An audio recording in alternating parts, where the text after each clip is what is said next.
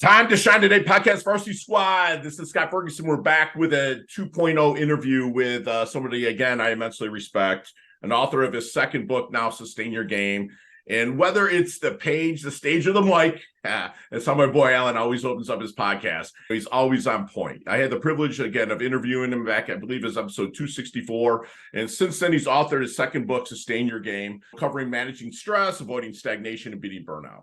My guy Alan here is a man with humble curiosity, lives a life consistently filling his own bucket while sending the elevator down and helping others fill theirs, which is fantastic. The plus equals minus just stands out with my coaching and my clients on a daily basis. He reminds us quite constantly that a candle loses nothing while lighting another candle, right? And my boy Alan, he harmonizes his busy schedule, rocking stages while being a proud, fantastic father to Lila, Jack, and Luke, while monitoring his bandwidth, which he affectionately calls his daddery. He's a man has intellectual curiosity, is always progressing and growing and pouring into others.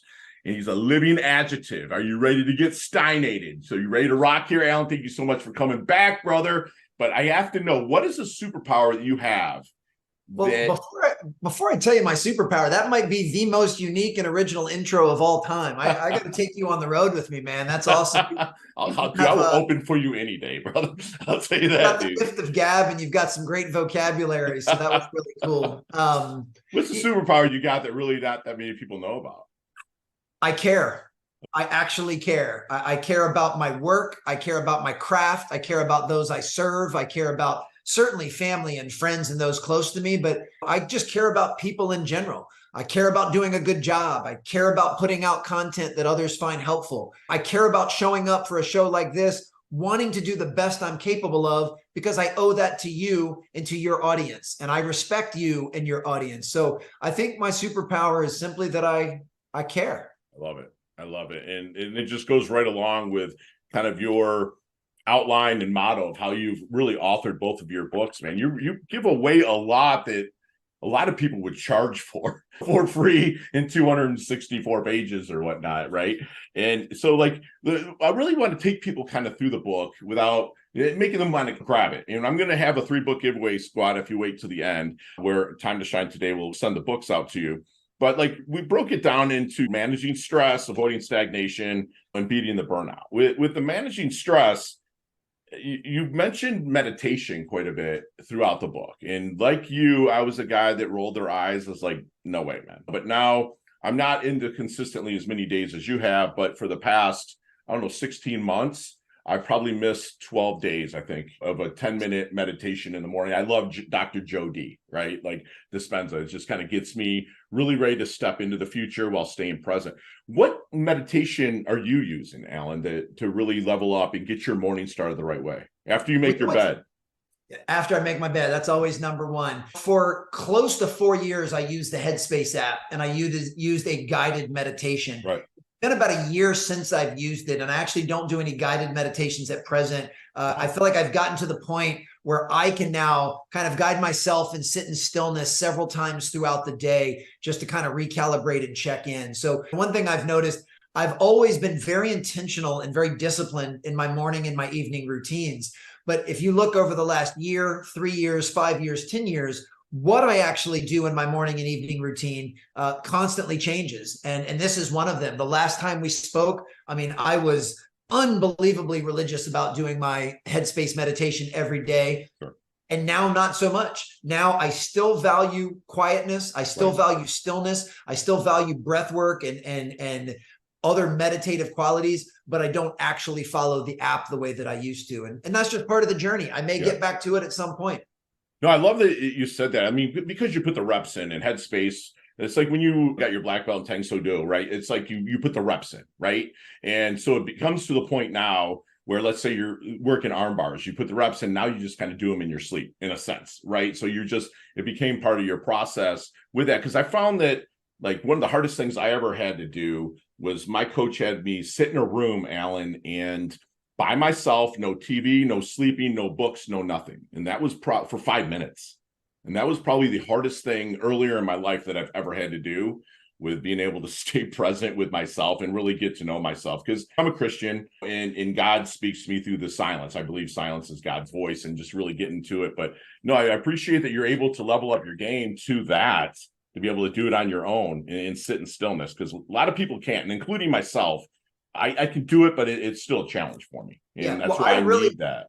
I really struggle with that as well. And for me, that was, and I'm not saying this to judge anyone else, that was a personal red flag for me. I struggled the same way you just described, with such great vulnerability. It was hard for me to sit in stillness for just a couple of minutes without some type of external stimulation, without staring at my phone or reading a book or listening to music. Like, just the quietness was very disturbing to me. And then an alarm bell went off, and I thought, there's something not right here. I should be able to sit in stillness. Now, I don't have any desire to be a Tibetan monk and sit cross-legged at the top of a mountain for 8 hours at a time. But I should be able to sit in stillness for 5 minutes with nothing but my thoughts. And now, thankfully, I can do that even for longer than 5 minutes. But yeah, when I first started that headspace journey, I really struggled with that. But I leaned into that struggle, and I thought, this is a red flag. This is not something that I'm pleased with about myself. So I need to do something to change it.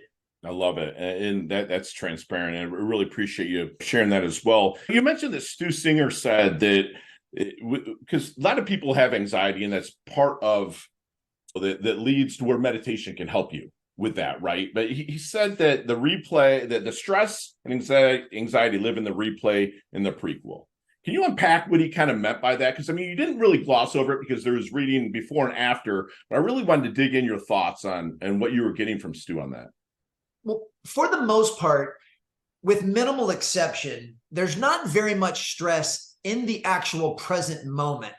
Most of our stress comes from replaying something from the past or feeling anxious about a perceived future, what we think is going to happen in the future. And I'm going to say something that many people think is rather controversial, but if you allow me to elaborate, please. That is, stress is a choice. Now, the events that happen in our lives, the events, the circumstances, what people say, what people do, we don't have any control over that. Like, that part is not the choice. The environment's going to do what the environment's going to do. But how we respond is ultimately what creates our stress level. And how we respond is absolutely a choice. Here's how I can prove it. Let's just say you come visit me here in the Washington, D.C. area, which is notorious for having awful traffic. And you and I are both sitting in traffic. And I choose to get frustrated. I choose to white knuckle the steering wheel, honk my horn, give people the finger, get agitated. Like, why are all of these people in my way? I'm trying to make a lunch appointment. Right. And you, on the other hand, choose to take a deep breath, either enjoy some stillness or maybe listen to a podcast or maybe call a friend. Your response is, I don't control the cars around me, but I'm going to accept this as my reality, and I'm going to choose a response that's better for me. So even though we're both being hit with the exact same external stimuli, right, you're choosing a lower stressed response than I'm choosing. And that's when that light bulb finally went off for me, which sadly took 4 decades. I realized I'm the one in the power. I have all of the control. I have the keys to the car. And so it doesn't matter what happens in the external world. I can choose a response that will move me forward, make my situation better, and lower my stress. Now, one last caveat, and I know this was a mouthful, just so anyone watching or listening doesn't think I've completely lost my mind or being in touch with reality. I'm not saying that everything that happens is my preference. Most of what happens is not my preference, but I've learned that it's not the universe's job to conspire to meet all of my preferences. I understand that plenty of things are going to happen in this world that aren't my preference, but I still get to choose how I respond to those things. And it's been my experience that when I accept reality, instead of trying to fight against reality, which is a fight you will lose 100% of the time, it actually lowers my stress level. So case in point, 5 years ago, when I would get stuck in traffic, I would get very flustered and frustrated. Now, when I get stuck in traffic, I just accept that's the way the world's unfolding today, and I'm going to choose a response that's low stress and move forward. Love it, man. That's where I kind of throw in a John Gordon book or something, bro. Something that's just like kind of you can pick up and listen to. It's just going to kind of ease you through. And it's great that you said that, because we've said before, and I've said it quite a bit, is that so many people have a foot in the future, a foot in the past, and they piss all over the present, right? And so a lot of my clients that I'm lucky and blessed to have here in Palm Beach, I go out to their car with them. And I like to, one, I want to see how they keep their car, because I can tell a little bit about a person about how they do keep their car. And secondly, I put them in the driver's seat and see it'd be like, that rearview mirror right there, man, it's small for a reason. Because that's your past. That's a great place to visit and learn from, but let's not live there. Windshield's big and scary, right? Stress, it's there, but you can't go anywhere. Like you were saying, alluding to with being in the present until you buckle your seatbelt if you choose to, hit the ignition, put it in gear and go. And ever since 2011, every single one of these cars has this really cool thing called the GPS on it, right? And that's where the coach, myself, comes in, is I'll help you get there, but you got to do the work and take the action and be able to respond and not react to everything. Because the reaction, I think, sitting in stress is reaction versus really responding to it. I love it. It's beautiful. Well, I want to unpack that concept. I love that idea of looking back and looking forward. So here's the way that I choose to approach it. I do think it is important to learn from the past, and I do think it is important to prepare for the future. I just don't live in either one of those spaces. Yes. I choose to spend the vast majority of my time, focus, and energy in the present moment. Now, looking at the past, it's important for folks to know you cannot change the facts of the past or the events of the past, but you can change your relationship to them. There have been things in the past that have happened that at the time I thought was the worst thing that ever happened to me, until you fast forward over time. And now I look back and go, man, that was the best thing that ever happened to me, because it put me on a new course or put me on a new path. So you can change your relationship to what happened in the past. You can take a trauma that you had when you were younger, and even though you can't change the events of it, you can change the power that may have had over you or your relationship to that trauma and use it to make your life better in the present. Now, when we look at the future, it's so important for folks to realize that the future doesn't really exist. I mean, the future only exists in our mind and in language. Like, you can never be in the future. When you get to the future, it's now the present. Like, you can't be in the future. Right. So at best, the future is always hypothetical. It's just a guess. I mean, you and I are fairly intelligent people, and neither one of us can predict with great accuracy what tomorrow is going to look like exactly, or the next day, or the next day. So the future is always hypothetical. So if the future is hypothetical, why not tell yourself a better story? Why assume that things aren't going to work out or that something's not going to be in your best interest? You're just making that up. That's just a story you're telling yourself. So part of the journey I'm on right now is I'm trying to tell myself that everything is going to work out in my favor. And if it doesn't, I'll address it in the present moment. But there's no sense in telling myself before I even shoot that I'm going to miss. Why not tell myself I'm going to make it? And then if I miss, I'll worry about that when it happens. Love it. It's just living in the present, man. It's taken, because of what I did in the military, and just moving through life, I would always project forward with a fear instead of being excited about it. And it's taken me till I was in my 40s. I'm 51 now, but it took me until I was in my 40s to really understand that the future is, like you said, hypothetical. That's beautiful, man. So you talk a lot about the performance gap, man. And I'm just really curious, what's your proudest moment of your life has been filling a performance gap? So for context, for those that aren't familiar with the term, a performance gap is the gap between what we know and what we do. Right. So we all know there are certain things and behaviors and skill sets and mindsets and attitudes we should have. And then many times there's a gap between knowing that and what we actually do. And having a performance gap, it means you're human, and just like all of us. I mean, this is stuff that I teach and preach from page and stage, and I still have performance gaps. I'm not executing every single detail that I intellectually know. Now, I've narrowed so many performance gaps, and I've gotten better in so many different areas, and I'm very proud of that progress. But even someone that teaches this for a living, I have the humility to acknowledge that I still have performance gaps, and that's okay. And to be honest, I'm going to have them for the rest of my life. Like, there will always be a little bit of daylight between the man that I am and the man that I'm trying to become. And I am totally fine with that. I don't ever want to arrive. I don't ever want to reach that mountaintop. I love the pursuit. I love trying to get better in these different areas. And what's interesting is that performance gaps can be somewhat compartmentalized. So for me, as an example, I've always identified as being an athlete, and working out, physical fitness, eating healthy has always come rather fluid to me personally. Like it's just part of my makeup, and that's by design. But there are other areas of my life, like financially, where that was not the case. Currently, I've course corrected. But if you look at some of the financial decisions that I made in my 20s and I made some really poor ones. I did not have the same type of discipline in my financial life that I had in my physical fitness life. I had massive performance gaps. Now, none of it was from lack of knowledge. I knew that I should be saving money and investing money but I just wasn't doing any of those things. Right. The same way someone listening to this knows they should work out, knows they should eat healthy, but maybe they aren't. So I don't say any of that with an ounce of judgment, because I've been there. I have had performance gaps that you could literally drive a tractor trailer through. Now, thankfully, I've course corrected, and I make much better financial decisions today than I did 20 years ago. And I'm in a much better position financially today than I was 20 years ago, but it took a lot of work. So wherever someone might be experiencing a performance gap, just know that it's never too late to start changing that gap, and to give yourself some grace and some compassion and self-love, and don't beat yourself up with shame and guilt, being self-critical. We all have different areas of our life that we struggle, and we all have different areas of our life where we excel. And that is part of the human condition.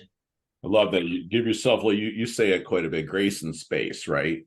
Space to grow and forgiveness of yourself. Because that's I was right there with you, brother. I got a letter from the IRS in 2009 when the market just went poopy, that set me back for a while. And a lot of times I find that I can fill a lot of the performance gaps by including the correct people in that part of my life. Because I mean, I'm a great broker. I feel I'm a good coach and a budding speaker, but when it comes to finances, I can have somebody else that I trust maybe handle part of that performance gap where it's missing as well. And like you say, a lot of times building the right tribe, the right team around you is the way to go, man. So if I can share, I'm please. having a moment of vulnerability, and I want to share something about this, giving yourself some grace and some space. So a couple of weeks ago, my girlfriend and I were out to dinner with a couple of other couples, and we're having this conversation, and somebody's name came up that we both knew. And I said some less than flattering things about this person. I said some things that were a little disparaging. I mean, it wasn't anything grotesque, but I didn't speak of them in a very good light. And the rest of the conversation just kind of went on. And later that night, I just felt kind of icky. I felt kind of bad. I felt bad that I said something behind someone's back that, in all honesty, I would not have said to their face. And it really was an unsettling feeling. And it's because that's not the type of person I want to be. I'm allowed to have my opinions of other people. I'm allowed to think what I want to think. Yeah. But according to my own core values, I do not want to be the type of person that talks behind someone's back and says something behind their back that I wouldn't say to their face. So I actually texted my friend later that night and said, hey, man, I want to own up to the fact that I said something kind of disparaging about someone we both know. And that's just not a good look. I was not my best self in that moment. And I just want to apologize to you. And even though that person will never know that I said it, I feel bad about that. And he didn't even think twice about it, but I felt a little bit better having made somewhat of an amends for that. But the most important part was I acknowledged that I did something that was not my best self. Yeah. I owned it. I did my best to make amends. And now that's going to sit with me. I'm going to really use that moving forward. And while I'm sure I will still say or do something boneheaded at some point, like I learned a lesson from that. And that is not the type of person that I want to be. So it would not have helped for me to incessantly scrutinize or criticize myself for that or add shame or guilt. To be honest, I haven't thought about it since the day it happened. It just popped in my mind and I wanted to share. But that's part of the process. We are always going to say and do things that aren't our best selves. And that's okay. Give yourself space to do that, but then also have that same compassion for others. And so for me, I try to live a life based on principles, based on core values, based on standards. not a life based on feelings and emotions. So for me, it was a powerful lesson learned. No, I appreciate you really acknowledging that. It wasn't about me, was it? I'm kidding. But but it's funny because I used to kind of go down that road because to me, it was never about collaboration. It was about competition. And my mentor pulled me aside and said, listen, dude, Fergie, listen, great minds talk about ideas. Mediocre minds talk about events. Simple minds talk about other people, and generally when they're not there. I'm saying, so I catch myself, and I have a bad habit of calling people out when they do it. And luckily, I'm kind of 6'1", 240. I can get away with a few things that I'm saying to people, like, dude, they're not here. Shut your mouth. And then I got to get better at that. Let people have their opinion without expressing mine about something. Well, also, and what I have to remember, there's two other threads I want to pull on. One, let's just say in a hypothetical, it's you, me, and several other people out, and somebody's name comes up. Even if other people are choosing to say something maybe less than flattering about that person, I don't control what they do. I just control what I do. And just because other people are piling it on, it doesn't mean that I have to. So I don't need to feel like, hey, I have to be one of the cool kids, so I'm going to continue to gossip as well. So for me, it's I'm in control of what I say, and I want to be much more disciplined with that. And that's important. The other thing is it also gives me compassion. And another hypothetical, let's just say that right now you say, hey, Alan, I was talking to so-and-so the other day, and he said something about you kind of messed up. Okay, well, I'm going to give him the grace that he may have made a mistake the same way that I made a mistake, that he may have said something behind my back that was less than flattering. And one, he has the right to think that. And two, he has the right to say it, but maybe he had a moment where he wasn't his best self the same way I did. So I'm not going to get all bent out of shape if I hear someone says something about me that's a little disparaging. One, they're allowed to think that. Two, maybe they shouldn't have said it, but that's on them. That's part of their journey. So for me, I'm just trying to lean into progress, not get stifled by perfection, and live my life according to these values. And I know it sounds like I'm making a big deal out of something that literally was very trivial and lasted maybe 15 seconds. But to me, the fact that I felt icky later that night is an alarm bell that is not the type of person I want to be. And that's leaning into progress, bro. What I'm saying, it's like you do pretty well on social, in social media and stuff like that. And like my part of me is like I'm always say I make 2 New Year's resolutions ever since 2009 when I kind of lost everything and moved forward. One, make someone smile every day, and two, unless I've hurt you, disrespected you, judged you, or owe you, I don't care what you think about me. But I'm also have that fear about like my coaches like Fergie, you're rocking stages. Like I don't put my sizzle reels out anywhere. Nothing. I mean, I unless it's a professional organization. So that's my next step of not really caring about what people think in a sense and being judged, because there is a part of me that I'm leaning into to get better. And like you and I can agree on, inch by inch, it's a cinch, right? By the yard, it's hard. So it's got to be baby steps for myself. But as we move into avoiding stagnation, or what I believe you called it pivot and avoiding stagnation. Stagnation, you wrote, is not an issue of where you are, but rather about how you feel where you are. Hopefully I got that right? And then that habits can, if you consistently do them, become identity, and that balance is kind of junk, where harmony is kind of harmonizing your life a little bit better to get through it. So can you unpack what your thoughts are, I guess, when it comes to burnout? Because you've seen burnout at the highest level when it comes to sports, bro. You know what I'm saying? And maybe share a story of how maybe you saw it, whether yourself or somebody else, and how you helped them get through it with regards to burnout. Because that's where people, they hit that wall. Let's address stagnation. For most people, when they feel stagnant or they feel like they're plateauing, they're talking about their outputs. They're talking about their productivity or their achievements. Like they've started to flatline in their results. And that's never a good feeling for any of us. But it's been my experience that our inputs directly correlate to our outputs. So for me, anytime I feel like my outputs are starting to stagnate, the very first thing I do is shake up my inputs. And my primary inputs are what I'm reading, watching, and listening to, and the people that I'm spending the most time with. So I start to change and switch up what I'm reading, watching, and listening to. If you keep reading, watching, and listening to the same thing, then you're going to keep putting out the same thing. If you're constantly subjecting yourself to new information, new ideas, new thoughts, creative and innovative concepts and frameworks. Equally important, I choose to read, watch, and listen to stuff that opposes my current viewpoint. Like I subject myself to people that have beliefs that are very different than mine. And that's okay. I still listen with an open mind and an open heart. Doesn't mean I agree with them. And it doesn't necessarily mean I change my point of view. It just means I'm open to hearing varying perspectives and approaches. And anytime I can shake up what I'm reading, watching, and listening to, or who I'm investing my time with, inevitably it starts to spark and jumpstart better results. And I break through some of that stagnation and plateauing. And ultimately, as you said, it's not where you are, it's how you feel about where you are. See, I don't really worry about where I am at the moment.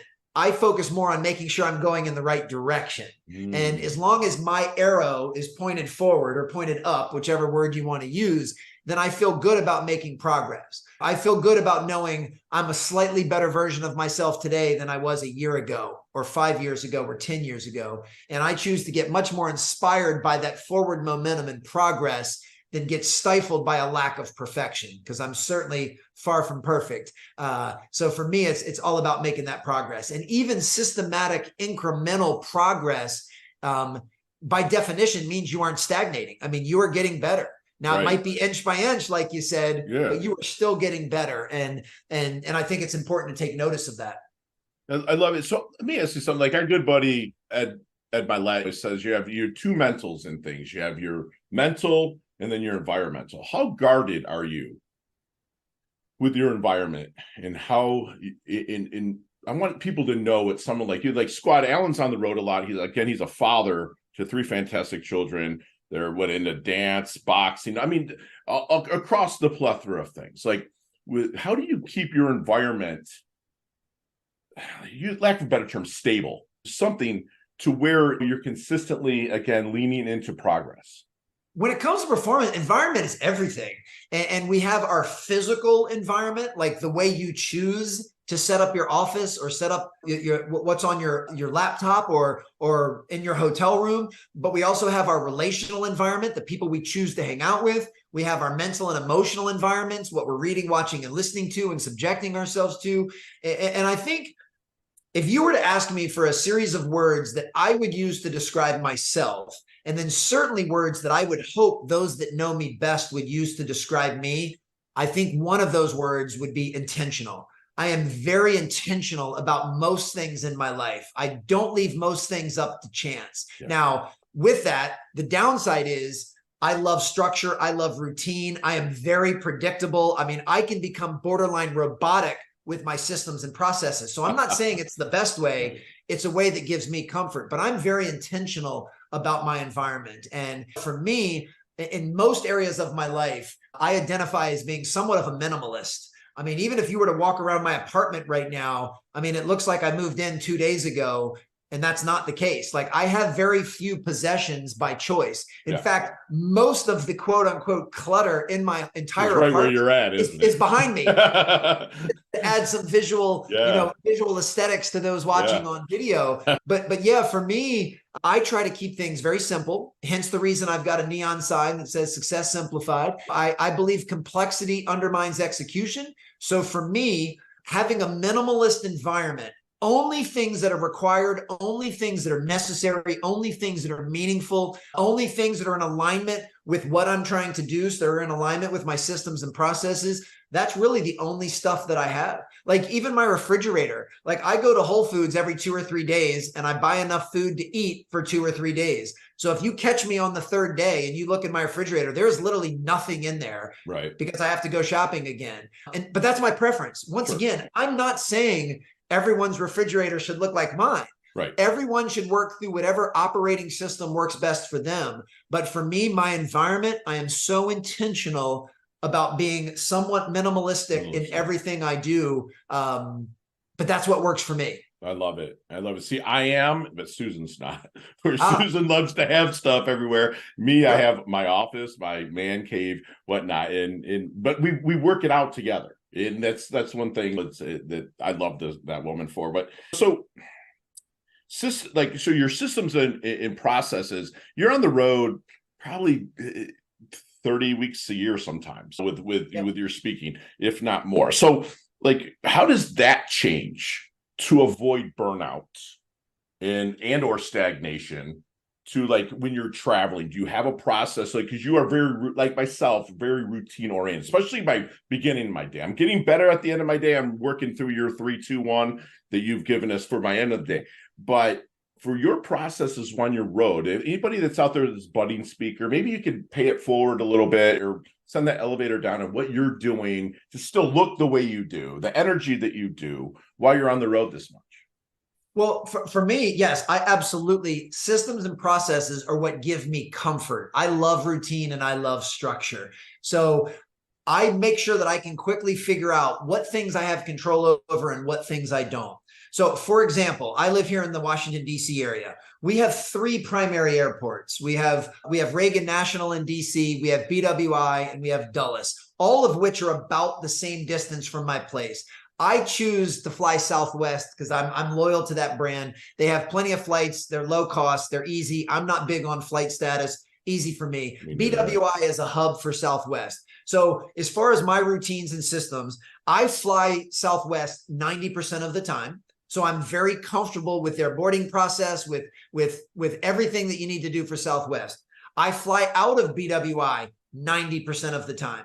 I park in the exact same general area of the same parking garage every single time. The reason I do that is sometimes I'll go on a 3-city speaking tour, if you will, and I'll come back and I'll land at midnight a week later. I don't want to try and remember where I parked my car. So I know it's always in the same place. That gives me some mental and emotional comfort and security. And I know it sounds a little bit OCD, but that works for me. Then when I'm traveling, I know what things I have control over and what things I don't. So for me, I usually pack a series of healthy snacks in my backpack because I don't know if there's going to be healthy food at the airport or where I'm going. So I've got those as backups. I'm in control of like the hotel room when it's time to sleep, and I can use the blackout curtains, and I can put a little piece of tape over that little red light that's on the TV or on the air conditioner. Like I can assimilate my environment so that it's as comfortable as it can be to my process and routine. And I try to mimic what I do at home. And same thing from a fitness standpoint. I mean, I stay in a variety of different hotels. Some of them have really nice gyms, some of them not so much. But because that's my background, I can get in a great workout even if there's no equipment. I can do a series of body weight exercises and still get a good workout. So I'm not really worried about whether or not it's an elite fitness center. I have this example. I have the expertise to still make sure I can do something. And my pre-speaking routine doesn't really waver. It doesn't matter what time zone I'm in, what group I'm speaking to, or what hotel chain I'm staying at. I have a very regimented pre-speaking routine, the same way an athlete would have a pre-game routine. You actually have, showed some of that in your social, which actually a couple things that you did, I actually implemented into my game, which is awesome. A couple things I implemented into my traveling is one, I trying to find a jiu-jitsu academy somewhere near that. If they have it, great. If not, like you said, the prison workout works just fine.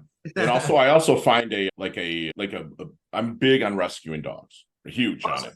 So I try to find a local rescue that during my downtime, I can get my mind off travel, do some productive, volunteer my time, but I'll say that I'm doing it on behalf of the people that I'm speaking for. Right. So if I'm speaking for Omni, I'm like, hey, I'm speaking for Omni right now. I have some time to kill. So I'm pumping the company up while I'm pushing forward. And that just kind of keeps things new for me. If I can find that jiu-jitsu academy and find some place I can volunteer for, it takes away for myself the monotony of the travel and stuff. I love it. So as I got you about for another 20 minutes or so. So let's get into the beating the burnout. Okay, that you talked to, and you said that burnout is a long-term effect of misalignment. Your activities do not match your values. That's hit me hard, what I'm saying, because you'll start to add things in to your protocol that really are not matching your values. And is that kind of which can make you tired, burnt out? Is that kind of where you were going with that a little bit, Alan? Yeah. Most people, when they hear burnout, they think of kind of mental and physical exhaustion, kind of burning the candle at both ends, working a ton of hours. And that absolutely can lead to physiological burnout. But most psychological burnout stems from exactly what you just said, misalignment. So you have the work that you're doing, and then you have the sacrifices and the commitment and the hours that you're putting in. And if those two things aren't congruent, that's when you have an issue. If you start to lose connection with the purpose behind the work that you do, if you no longer find enjoyment in the work you do, if you no longer find curiosity or fascination in the work that you do, then working 18-hour days, you're going to have an issue. Now, if you still feel very deeply connected, you're fascinated by your work, you enjoy your work, I'm not encouraging people to work 18 hours a day, but you can certainly do that and not be at risk at burnout if you still feel very connected to why you do what you do. And to me, that's when the red flag goes off. When you're working long hours or putting in a tremendous amount of effort and you're just thinking, what is this for? I don't even like this anymore. That's what causes burnout. So that's when you have to start tweaking either side of that equation. And for me, the best way to do that is to try to reconnect to a purpose or reconnect to enjoyment or reconnect to fascination. And that was part of my personal journey. I mean, when I started to get burned out in the basketball training space, started asking myself all of those same questions. After plenty of internal reflection and introspection, I decided that the best thing for me was to pivot out of that space and to pursue a speaking career, because that's what I was curious about and fascinated by. That's what I enjoyed doing. And that's something that I found a greater purpose in at that time in my life. That was ballsy. I think about you a lot with that, because again, squad out there, like he was working with names as Durant, Steph Curry, and the list is long and distinguished. I'm like, man, he's stepping away from this, because I know you got them in their younger days, during their moldable times and whatnot, very impressionable times. And for you to step out of that was like, I didn't see why you did it in a sense at first, but then I'm like saying, wow, like he's out there touching even more people when you're on the stage. And I started getting that, and I'm starting to get it a little bit more as I get out there. So there's a huge kudos to you for doing that, bro, because that is a very, very ballsy move, what you did, because you were probably doing pretty good where you were, but then getting to the point now, it's super ballsy. So how about enjoying the growth part, not just the gains? I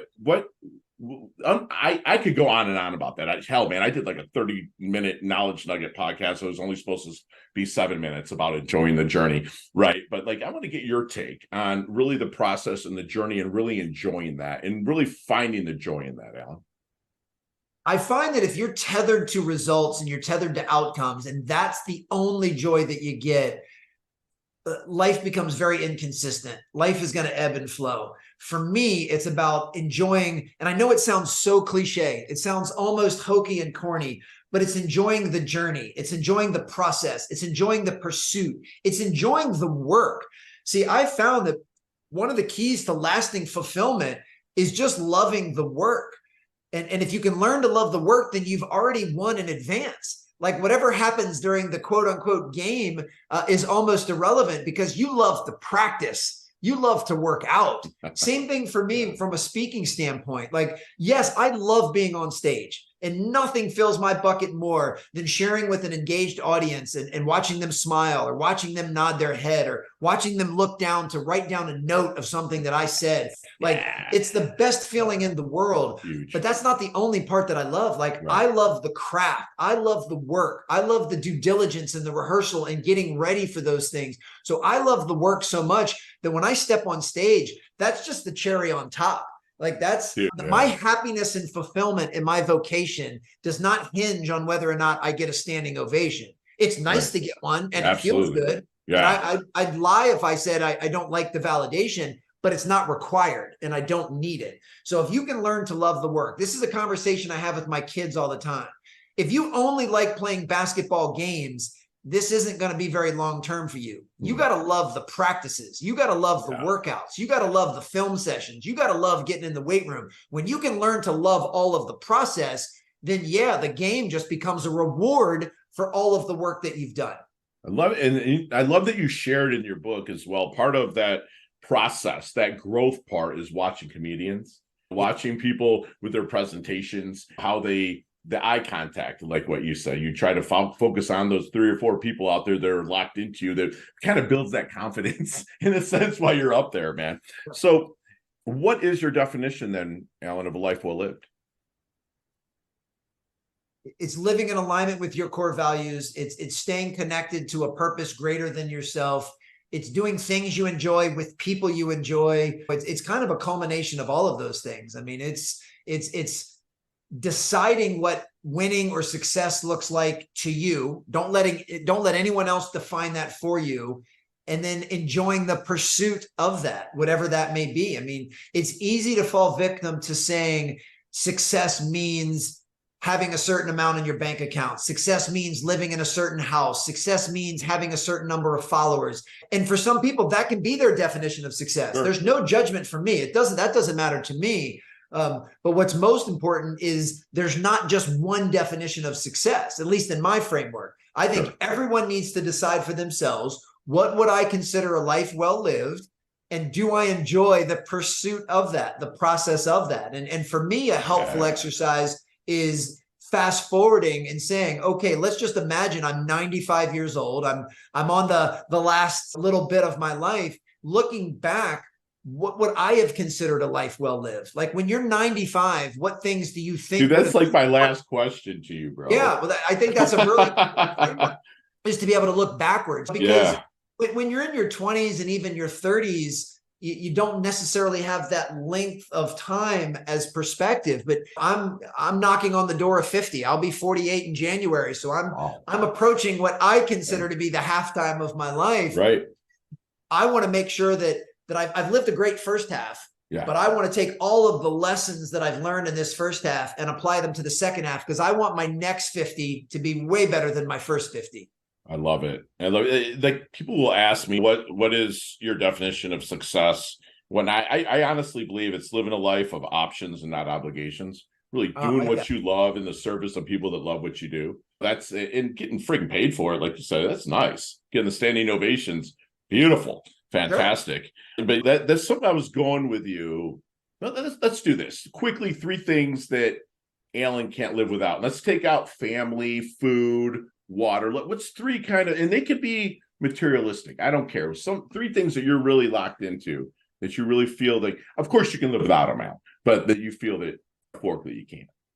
Yeah. Okay. So, I mean, you said we're taking family off the table. So obviously that would be a major pivotal one. I mean, I can't live without, and I'm going to say a stage in air quotes, like I can't live without a vehicle for sharing with others. So whether that's social media, whether that's a podcast like this, whether that's an actual stage, whether that's a new book, like it lights my candle to be able to share things that I've learned and share things that I'm passionate about with others. So I need some type of vehicle to share.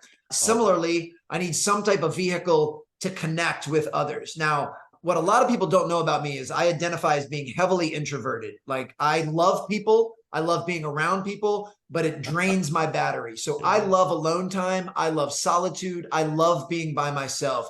So for me, as much as I do love connecting, I can't live without some portions of solitude, some portions of alone time. It is how I recharge my battery so that I can pour into others. And my girlfriend knows that about me. My children know that about me. Michelle, my manager, my brother, they all know that about me. And they know that when I choose to have solitude, it's not because I don't love them. It's because I need time to recharge my battery so that I can love them to the best of my ability. So I need to have some time for solitude.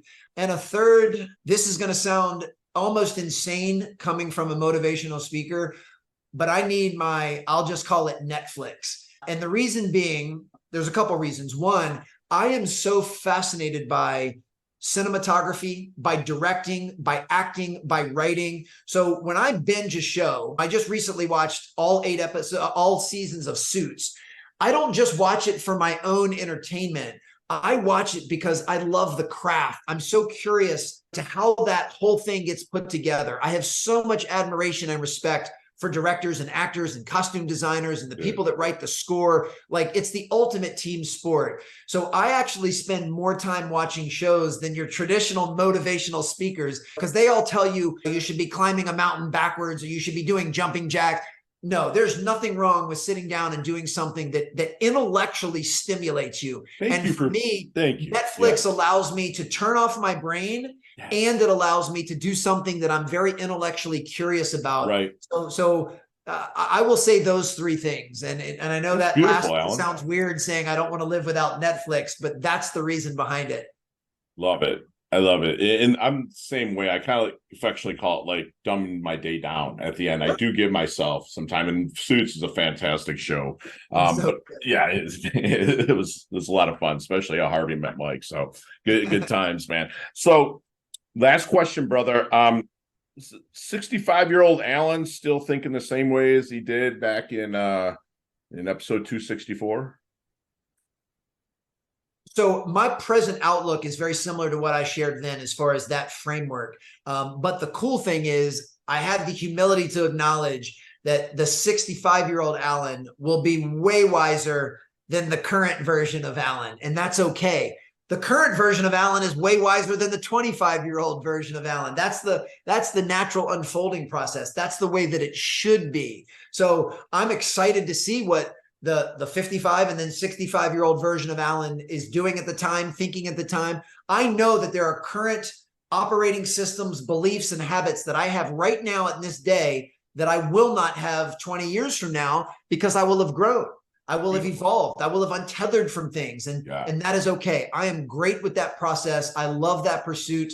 I look forward to meeting the 65-year-old version of myself. So yeah, I would say in that regard, not much has changed to my approach, but I will definitely be a different man then. That's awesome. They're always evolving, always progressing. That's absolutely beautiful. And Alan, how can we find you, brother? You can go to AlanSteinJr.com. If anybody listening, if you think my message would be right for an event or for your company or organization, you can fill out the contact form at AlanSteinJr.com. My team and I will get back to you quickly. I'm very accessible and responsive on social media, at Alan Stein Jr. on Instagram and Twitter, or just Alan Stein Jr. on LinkedIn. Feel free to send a DM if you've got any questions or thoughts you want to share. I'm good about getting back with folks. You are. You can buy Raise Your Game or Sustain Your Game on Amazon or Audible or wherever you get your books or audiobooks. And squad, first three people that put Success Simplified in, I don't care if it's Pinterest, I don't care if you text it to 561-440-3830, anywhere where you see Time to Shine today and you see this, please put it in there, and I'll make sure that the book gets mailed out to you. And Alan, do me one last solid. Quickly leave us with one last knowledge nugget we can take with us, internalize, and take action on. One last knowledge nugget to internalize or take action. I don't remember exactly what I shared in episode 264, so hopefully it's not redundant. If it is, just remember, repetition is not punishment. Repetition is the oldest and most effective form of learning on the planet. So if you want to get good at anything, the key is repetition. But here's the thing I'll leave you with. I want you to get crystal clear on the things that fill your bucket and light you up, whether it's taking a Peloton class or pulling out your yoga mat or taking your dog for a walk. I also want you to get crystal clear on what your current morning and evening routine looks like. And then I want you to compare the two sets of notes and see if you're doing the things on the bookends of your day that fill your bucket. And if the answer is no, you're not, then I encourage you and empower you and support you in making that change. Even if you just take 10 minutes in the morning and 10 minutes at night to do something you enjoy doing and fills your bucket, it will increase your optimism, it will increase your performance, and it will increase your productivity. You owe it to yourself and you owe it to those around you to make that investment. Awesome, Alan. Thanks, man. We just had another, again, free masterclass with my friend here, Alan Stein, that his superpower is he generally cares about people. He's very, very curious man. He wants you to, at times, recalibrate and check in with yourself. He reminds us that not very much stress is actually in the present moment. It's either projected forward or pulled from the past. Learn, change your relationship with the past. You can do that with the help. Sometimes you need a coach or a therapist or whatnot, but you can actually do that. And maybe that coach or therapist can help you pull those lessons forward. He reminds us that the future is hypothetical. Why not tell yourself a better story? The performance gap is what we know and what we do. It's kind of it's the daylight, that little space in between what we know and what we do and who you become. He wants you to lean into your progress. Remember, inch by inch, it's a cinch, squad. By the yard, it's hard. It can be eaten very, very slowly as long as you're progressing. Alan wants us to level up our inputs, what we are subjecting ourselves to. That will help us with stagnation. Sometimes we just need to change one thing can really get us past that that stagnation. He reminds us that complexity undermines execution. Systems and processes can give you the comfort to really help you with that routine and really blast forward. If you're only tethered to the outcomes in life, you will become inconsistent. Okay, and the keys to lasting fulfillment is in really loving your work. I mean, my guy Alan is planting trees he's never going to sit in the shade of. He does things for the intention, which he mentions a lot in his book, not the attention. He's going to get the attention because he's so freaking intentional. Repetition is not punishment. It'll help you get to where you really want to go and be crystal clear on what your current routine looks like. Your bookends of your day are super impactful. And people that know me, that I'm an open book about, is my nighttime routine I'm still struggling with, but it's getting better inch by inch. And Alan, thank you so much for coming on. You've earned your second varsity letter here at Time to Shine today. Thank you so. You're humble, you're hungry, you're a handsome dude, you rock the stage, and I seriously can't wait to collaborate with you in the future, brother. Thanks, man. This was so much fun. I look forward to seeing you very soon, bud. Awesome. Chat soon.